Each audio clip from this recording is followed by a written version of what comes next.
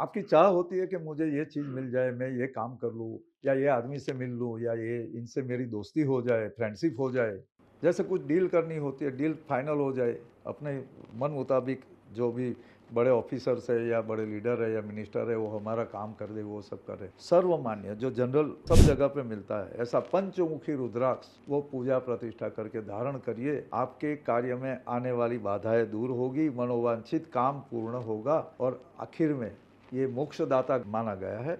यानी जो भी बंधन है, आपको जिससे तकलीफ होती है, ऐसे लोग आपसे दूर हो जाएंगे। ऐसी स्थिति से आपका उबार होगा, आप बाहर आ जाओगे। कुछ लोग आपको अगर परेशान करते हैं, पंचमुखी रुद्राक्ष विविध तरीके से हाथ में या गले में या कान में कहीं भी धारण कर सकते हो। और वो पंचमुखी रुद्राक्ष की माला भी पहनते हैं, वो पहनने से भी अच्छा फायदा होता है। ये जरूर पहनना चाहिए। पंचमुखी रुद्राक्ष तो सर्वत्र उपलब्ध है, इजी उपलब्ध है, तो उसका प्रयोग करना चाहिए। बहुत पढ़े लिखे हैं, एक्सेलेंट परफॉर्मेंस करने की इच्छा होती है, अंदर बुद्धि कुशाग्र है, तीव्र है, लेकिन जब प्रेजेंटेशन का टाइम होता है या कॉन्वर्जेशन करना होता है, डील फाइनल करना होता है या लोगों को कन्विंस करना होता है, खास करके मार्केटिंग स्किल्स जिसके अंदर कम है, यानी सामने वाले को समझ तो सकते हैं लेकिन समझा नहीं सकते। या जैसे बच्चे पढ़ाई करते हैं तो पढ़ते पढ़ते पूरा पढ़ाई तो बहुत करते हैं लेकिन याद नहीं रहता, लिख नहीं सकते, यानी एग्जाम में जो परफॉर्म करना है उस टाइम पे डल हो जाते हैं। ये जो स्थिति आती है, परफॉर्मेंस बेस्ड मंद बुद्धि का अनुभव हो जाता है, बुद्धि ब्लॉक आ जाता है, मेंटल ब्लॉक जिसको बोलते हैं वो आता है। उन लोगों को चाहिए कि 6 मुखी रुद्राक्ष धारण करना है। 6 मुखी रुद्राक्ष यानी षडानन, यानी भगवान कार्तिकेय, मंगल का रूप। कार्तिकेय युद्ध के देवता है, बुद्धि के देवता है। आपके अंदर जो स्ट्रेटेजिकल एनालिसिस और स्ट्रेटेजिकल थिंकिंग डेवलप करनी है, 6 मुखी रुद्राक्ष धारण करिए, जरूर फायदा होगा। घर में या बाहर जाते समय डर लगता है या घर में ऐसा माहौल भय का, खौफ बाप का बना रहता है, ऐसा लगता है कि कोई टोने टोट के आ गए हैं या कोई भूत प्रेत पिशाच ऐसी लीला है, और इतना भय लगता है कि समझ में नहीं आता क्या करें।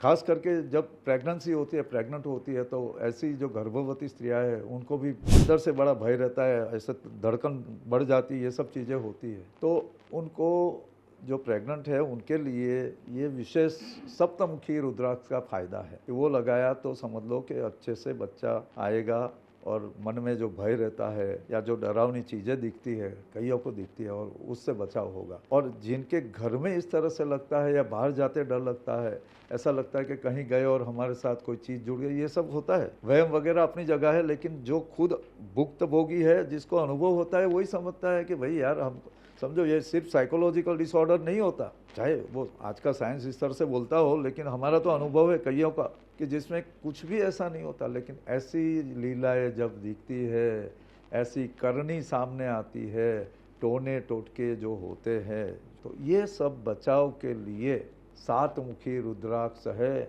जो कोई भी ऐसी करतूत है जिसका आपके ऊपर प्रभाव, दुष्प्रभाव नहीं होने देगा, नुकसान नहीं होने देगा।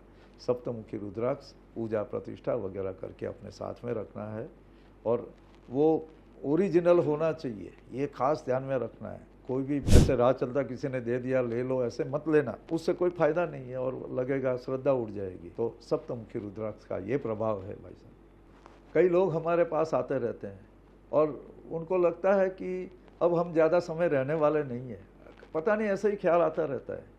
कोई ग्रह दो, वो 10 बार ग्रहों को चेक करते हैं, 10 ज्योतिषियों के पास जाते हैं कि हमारा आयुष्य कितना है, हम कितना जीने वाले हैं। अब ये तो ज्योतिष के हिसाब से 8वें भाव का सवाल है। 8वां भाव आयुष्य दिखाता है और भी चीज़ें हैं, लेकिन आयुष्य और मृत्यु दोनों को देखना है तो 8वां भाव देखना होता है ज्योतिष में।